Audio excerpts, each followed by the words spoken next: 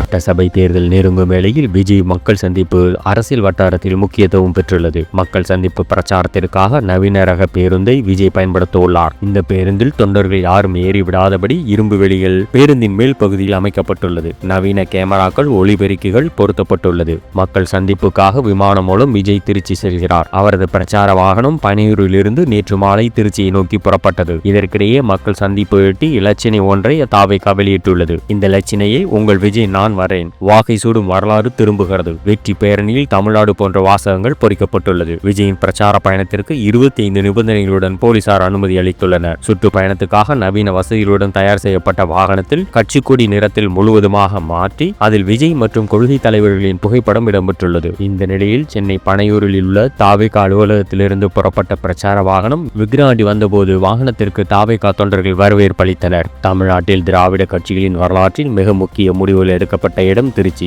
Sentiment விஷயங்களில் நம்பிக்கையுடைய எம்ஜிஆர் அதிமுகவின் 2வது மாநில மாநாட்டை திருச்சியில் நடத்தி திருப்புமுனை உண்டாக்கினார். பின்னர் தனது ஆட்சியின் முக்கிய திட்டமான சத்துணவு திட்டத்தையும் திருச்சியிலேயே தொடங்கி வைத்தார். திருச்சியை 2வது தலைநகராக மாற்றப் போவதாகவும் அறிவித்தார். இவ்வளவு ஏன், அறிஞர் அண்ணா முதலில் தேர்தலில் திமுக போட்டியிடலாமா வேணாமா என முடிவெடுத்த இடமும் திருச்சிதான். திருச்சியில் நடத்துகிற மாநாடு உட்பட எந்த நிகழ்வாக இருந்தாலும் அது திருப்புமுனை ஏற்படுத்தும் என்பது அரசியல் கட்சிகளின் அசைக்க முடியாத நம்பிக்கை. அந்த வரிசையில் தமிழக வெற்றி கழகத்தின் முதல் தேர்தல் பிரச்சார பயணத்தை விஜய் திருச்சியிலிருந்து தொடங்குகிறார். இந்த பிரச்சாரம் 2026ஆம் ஆண்டு சட்டமன்ற தேர்தலில் மிகப்பெரிய அரசியல் மாற்றத்துக்கு வழிவகுக்கும் என்று விஜயின் ரசிகர்கள், தாவேகா தொண்டர்கள் நம்புகிறார்கள். விஜய் பிரச்சாரம் செய்ய போகும் மரக்கடை பகுதி பல்வேறு அரசியல் கட்சிகள் தங்கள் பொதுக்கூட்டங்களை நடத்திய இடம். கடந்த சில நாட்களுக்கு முன்பு திருச்சிக்கு வந்த அதிமுக பொதுச் செயலாளர் எடப்பாடி கே பழனிசாமியும் மரக்கடை எம்ஜிஆர் சிலை அருகேதான் பிரச்சாரம் செய்தார். அந்த வகையில் திருச்சியில் தனது சுற்றுப்பயணத்தை தொடங்கியுள்ள நடிகர் விஜய்க்கு திருச்சி திருப்புமுனையை ஏற்படுத்துமா என்பதை பொறுத்திருந்து பார்ப்போம்.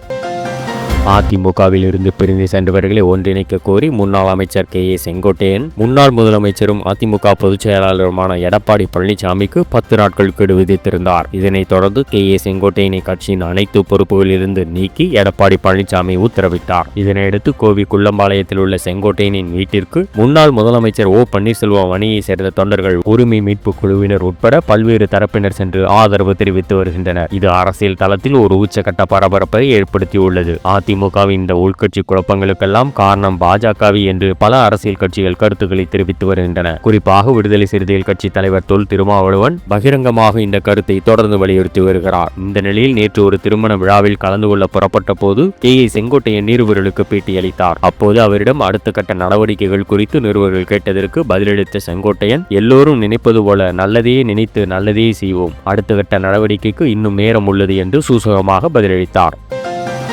ஆட்சி அதிகாரத்தில் இருப்போர் துணையோடு கஞ்சா போதைப் பொருட்கள் விற்பனை நடப்பதாக எடப்பாடி பழனிசாமி குற்றம் சாட்டியுள்ளார். அதிமுக பொதுச் செயலாளர் எடப்பாடி பழனிசாமி மக்களை காப்போம், தமிழகத்தை மீட்போம் என்ற பெயரில் தமிழகம் முழுவதும் சுற்றுப்பயணம் மேற்கொண்டு பிரச்சாரம் செய்து வருகிறார். அதன்படி திருப்பூர் மாவட்டத்தில் அவர் பிரச்சாரம் மேற்கொண்டார். அப்போது அவர் கூறியதாவது, அடுத்த ஆண்டு நடக்கும் சட்டமன்ற தேர்தலில் அதிமுக தலைமையிலான கூட்டணி வெற்றி கூட்டணியாக அமையும். அதிமுக கூட்டணி 210 தொகுதிகளில் வெற்றி பெற்று அதிமுக தனி பெரும்பான்மையுடன் ஆட்சி அமைக்கும். மதுரை மாநகராட்சியில் ரூபாய் 200 கோடிக்கு வரி முறைகேடு நடந்துள்ளது. அதை திமுக அரசே கண்டுபிடித்துள்ளது. வரியில் ஊழல் செய்த அரசு திமுக அரசு.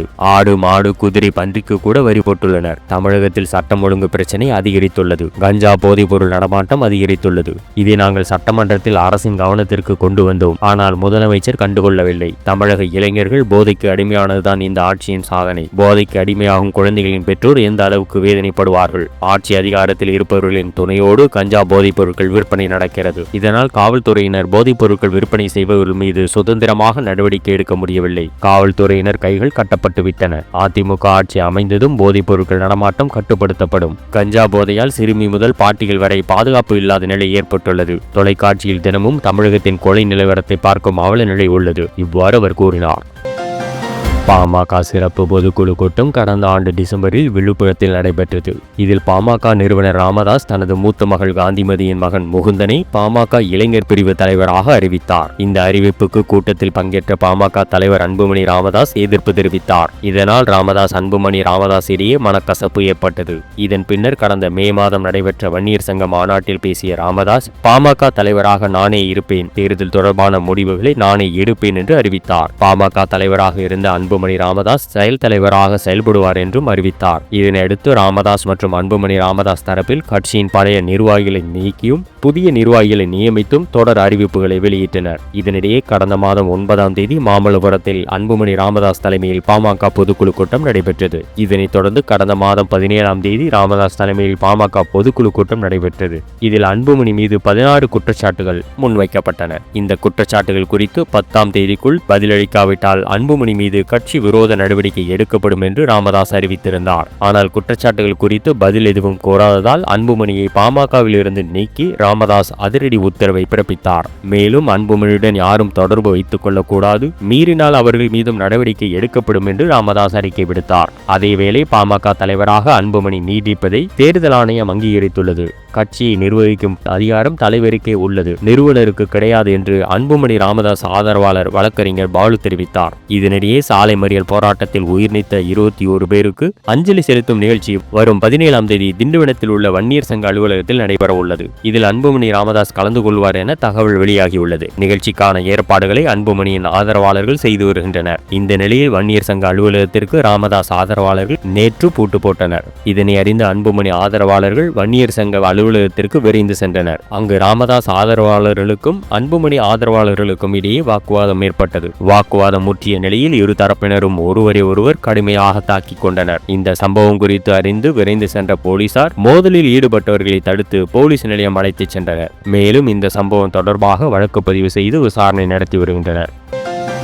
கனிம அகழ்வு திட்டங்களுக்கு கருத்து கேட்பிலிருந்து விலக்களிக்கும் குறிப்பாணையை திரும்ப பெற வேண்டும் என்று நாம் தமிழர் கட்சியின் தலைமை ஒருங்கிணைப்பாளர் சீமான் வலியுறுத்தியுள்ளார். சீமான் வெளியிட்டுள்ள அறிக்கையில் தெரிவித்திருப்பதாவது: அணு தொடர்பான கனிமங்களான அரிய மண் தனிமங்கள், யுரேனியம் மற்றும் தோரியம் போன்றவற்றின் அகழ்வு திட்டங்களுக்கு சுற்றுச்சூழல் தாக்க மதிப்பீட்டு அறிக்கை 2006 கீழ் உள்ள பொதுமக்கள் கருத்து கேட்பு தேவையிலிருந்து விலக்களிக்கும் வகையிலான ஆணையை ஒன்றிய அமைச்சகம் கடந்த 8/9/2025 அன்று வெளியிட்டுள்ளது. சுற்றுச்சூழல் தாக்க மதிப்பீட்டு அறிக்கை 2006 பாதிக்கப்படும் மக்களின் கருத்துக்களை உள்வாங்குவதற்கு கருத்து கேட்பினை கட்டாயப்படுத்துகிறது. இது திட்ட ஒப்புதல்களின் வெளிப்படைத்தன்மை மற்றும் அரசின் பொறுப்புகளை உறுதி செய்கிறது. இது பெரும்பாலும் சுற்றுச்சூழல் அபாயகரமான திட்டங்களில் மாற்றங்களை செய்ய அல்லது நிராகரிக்க வழிவகுக்கிறது. இந்த அகழ்வு திட்டங்களுக்கு விலக்கு அளிப்பதன் மூலம் தற்போது வெளியிடப்பட்டுள்ள ஆணை சுற்றுச்சூழல் தாக்க மதிப்பீட்டு அறிக்கையை செயலற்றதாக்குகிறது. 2020ஆம் ஆண்டு சுற்றுச்சூழல் தாக்க மதிப்பீட்டு அறிக்கையில் சட்ட திருத்தம் முன்மொழியப்பட்ட போது நாடு தழுவிய எதிர்ப்பு குரல்கள் வந்தது. நாம் தமிழர் கட்சியும் அந்த வரைவுக்கு எதிரான மாநிலம் முழுமைக்குமான போராட்டங்களை முன்னெடுத்ததோடு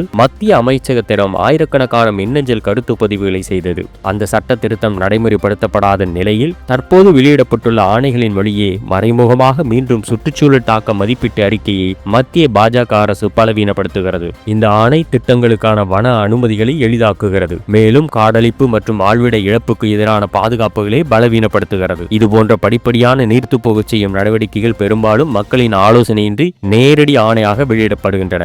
அரிய மண் தனிமங்களை பிரித்தெடுக்கும் செயல்முறைகள் அதிக அளவில் நச்சு கழிவுகளை உருவாக்குகின்றன. இதில் கதிரியக்க பொருட்கள், கன உலோகங்கள் மற்றும் அமிலங்கள் அடங்கும். இது பரவலான மண் மற்றும் நீர் மாசுபாட்டிற்கு வழிவகுக்கிறது. இது நிலத்தை வளமற்றதாகவும் நீர்நிலைகளை நச்சுத்தன்மை உடையதாகவும் மாற்றுகிறது. இந்தியாவில் ஏற்கனவே இருக்கும் யுரேனியம் சுரங்கங்களில் ஜாடுகுடா போன்ற இடங்களில் கட்டுப்படுத்தப்படாத வெளிப்பாட்டின் காரணமாக பொதுமக்களிடையே அதிகரித்த புற்றுநோய் விகிதங்கள், பிறப்பு குறைபாடுகள் மற்றும் தோல் நோய்கள் போன்ற பாதிப்புகள் ஏற்படுகின்றது. இவற்றால் பாதிக்கப்படுபவர்கள் பெரும்பாலும் பிற்படுத்தப்பட்ட மற்றும் பழங்குடி சமூகங்களை சேர்ந்தவர்கள் ஆவார்கள். அவர்களின் குரல்களையும் நசுக்குகின்ற வேலையை மத்திய அரசு மேற்கொண்டுள்ளது. இது சார்தாம் நெடுஞ்சாலைகள் மற்றும் கிரேட் நிக்கோபார் போன்ற திட்டங்களுக்கான விதிவிலக்குகளை போன்றது. அங்கு தேசிய பாதுகாப்பு என்பது சூழியல் பாதுகாப்புகளை தவிர்ப்பதற்கு நியாயப்படுத்தப்பட்டது. இது நிலச்சரிவுகள், காடழிப்பு மற்றும் அழிந்து வரும் இனங்களுக்கு அச்சுறுத்தல்களுக்கு வழிவகுத்தது. மக்கள் எதிர்ப்பை அமைதிப்படுத்துவதன் மூலமும் தொழில்துறை நிறுவனங்களுக்கும் பெரும் முதலாளிகளுக்கும் அவர்களின் தனிநபர் நலனுக்குமான வகையில் மத்திய பாஜக அரசு இவ்வழிவகை செய்திருப்பது மக்களாட்சி மாண்பை காலில் போட்டு மிதிக்கும் கொடுங்கோன்மையாகும். தொடர்ச்சியாக சூழியல் விதிகளை சீரழித்து கார்ப்பரேட் நிறுவனங்களுக்கு திட்ட அனுமதிகளை வழங்கி இயற்கை வளங்களை அழித்தொழிக்கும் போக்கினை மத்திய பாஜக அரசு உடனடியாக கைவிட வேண்டும் என்றும் தற்போது வெளியிட்டுள்ள அலுவலக குறிப்பாணையினை திரும்ப பெற வேண்டும் என்றும் நாம் தமிழர் கட்சியின் சார்பில் வலியுறுத்துகிறேன். இவ்வாறு அதில் தெரிவிக்கப்பட்டுள்ளது. தமிழக சட்டசபை தேர்தல் அடுத்த ஆண்டு நடைபெற உள்ளது. தேர்தலுக்கு இன்னும் சில மாதங்களே உள்ள நிலையில் அரசியல் கட்சிகள் தேர்தல் பணியை தொடங்கிவிட்டன. அதன்படி திமுக, அதிமுக, பாஜக, காங்கிரஸ், தாவேகா, நாம் தமிழர், பாமக, தேமுதிக, விடுதலை சிறுத்தைகள் உட்பட பல்வேறு அரசியல் கட்சிகள் தேர்தலுக்கான பணிகளை தொடங்கிவிட்டன. அந்த வகையில் தமிழக வெற்றிக் கழக தலைவர் விஜய் திருச்சியிலிருந்து மக்கள் சந்திப்பு பிரச்சாரத்தை இன்று தொடங்கியுள்ளார். அவர் டிசம்பர் மாதம் வரை குறிப்பிட்ட கால இடைவெளியில் சனி மற்றும் ஞாயிற்றுக்கிழமைகளில் மக்கள் சந்திப்பை நடத்த உள்ளார். விஜய் பிரச்சாரத்திற்காக நவீன பஸ்ஸை பயன்படுத்தியுள்ளார். அதன்படி சென்னையிலிருந்து விமானம் மூலம் விஜய் இன்று திருச்சி வந்தடைந்தார். விமான நிலையத்திலிருந்து அவர் பிரச்சார வாகனத்தில் திருச்சி காந்தி மார்க்கெட் காவல் சரகம் மரக்கடை எம்ஜிஆர் சிலை முன் பிரச்சார உரையை தொடங்கினார். காலை 10:30 மணிக்கு மரக்கடை பகுதிக்கு விஜய் வருவார் என எதிர்பார்க்கப்பட்ட நிலையில் மக்கள் கூட்டம் காரணமாக பயணம் 4 மணி நேரம் தாமதமானது. இதனை அடுத்து மதியம் 2:30 மணி அளவில் மரக்கடை பகுதியை அவர் வந்தடைந்தார். காந்தி மார்க்கெட் மரக்கடை அருகே உள்ள எம்ஜிஆர் சிலை முன்பு வாகனத்தின் மேல் நின்றபடி விஜய் தொண்டர்கள் மத்தியில் பேசினார். அப்போது அவர் கூறியதாவது: அந்த காலத்தில் குலதெய்வ கோவிலில் சாமி கும்பிட்டு விட்டுதான் போருக்கு செல்வார்கள். அதுபோலதான் அடுத்த வருடம் நடக்க உள்ள தேர்தலுக்கு திருச்சியில் இங்கே இப்போது பணியை தொடங்குகிறேன். திருச்சியில் தொடங்கிய எல்லாமே திருப்புமுனையாக அமையும் என்று சொல்வார்கள். ஜனநாயக போருக்கு தயாராக இருக்கும் முன்பு உங்களை சந்திக்க வந்துள்ளேன். 1974ஆம் ஆண்டு எம்ஜிஆர் முதல் மாநாட்டை நடத்தியது திருச்சியில்தான். 1956ஆம் ஆண்டு அண்ணா தேர்தலில் நிற்க நினைத்ததும் திருச்சியில்தான். இவ்வாறு அவர் கூறினார். தொடர்ந்து திமுக அரசு தேர்தல் வாக்குறுதிகளை நிறைவேற்றவில்லை என்று குற்றம் சாட்டிய விஜய், டீசல் விலை லிட்டருக்கு 3 ரூபாய் குறைக்கப்படும் என்ற வாக்குறுதி என்ன ஆனது? மாணவர்களின் கல்வி கடன் ரத்து செய்யப்படும் என்ற வாக்குறுதி என்ன ஆனது? அரசு வேலையில் பெண்களுக்கு 40% இடஒதுக்கீடு வழங்கப்படும் என்ற வாக்குறுதி என்ன ஆனது? அரசு ஊழியர்களுக்கு பழைய ஓய்வூதிய திட்டம் மீண்டும் கொண்டு வரப்படும் என்ற வாக்குறுதி என்ன ஆனது? மாதந்தோறும் மின்கட்டண கணக்கீடு எடுப்பேன் என்று சொன்னீர்களே, செய்தீர்களா? 505 தேர்தல் வாக்குறுதிகளை கொடுத்துள்ள திமுக அதில் எத்தனை வாக்குறுதிகளை நிறைவேற்றியுள்ளது? இதுபோல நாம் கேள்வி கேட்டுக்கொண்டே இருக்க வேண்டியதுதான். திமுகவினரிடமிருந்து எந்த பதிலும் வரப்போவதில்லை என்று குற்றம் சாட்டினார். மேலும் பெண்களுக்கு 1000 ரூபாய் கொடுத்துவிட்டு சொல்லி காட்டி அசிங்கப்படுத்துவதா? மகளிர் உதவித்தொகை எல்லோருக்கும் கிடைக்கவில்லை. மகளிர் விடியல் பயணம் என்று அறிவித்துவிட்டு அதில் பயணிக்கும் பெண்களை அவமானப்படுத்துகின்றனர். வாக்குறுதிகளை நிறைவேற்றாத திமுகவுக்கு உங்கள் வாக்கு? கல்வி, மின்சாரம், மருத்துவம் போன்ற அடிப்படை தேவைகளை தாவேகா எவ்வித சமரசமும் இல்லாமல் வழங்கும். நடைமுறைக்கு எது சாத்தியமோ அதை மட்டுமே நாங்கள் சொல்லுவோம். அடிப்படை வசதிகள் செய்வதில், பெண்கள் பாதுகாப்பில், சட்டம் ஒழுங்கில் எவ்வித சமரசமும் இருக்காது என்றவர் கூறினார். மேலும் செய்திகளுக்கு எங்கள் பிஹைண்ட் மீ நியூஸ் சேனலோடு இணைந்திருங்கள். If you enjoyed this video and for more videos, please like, share and subscribe Behind Me Media.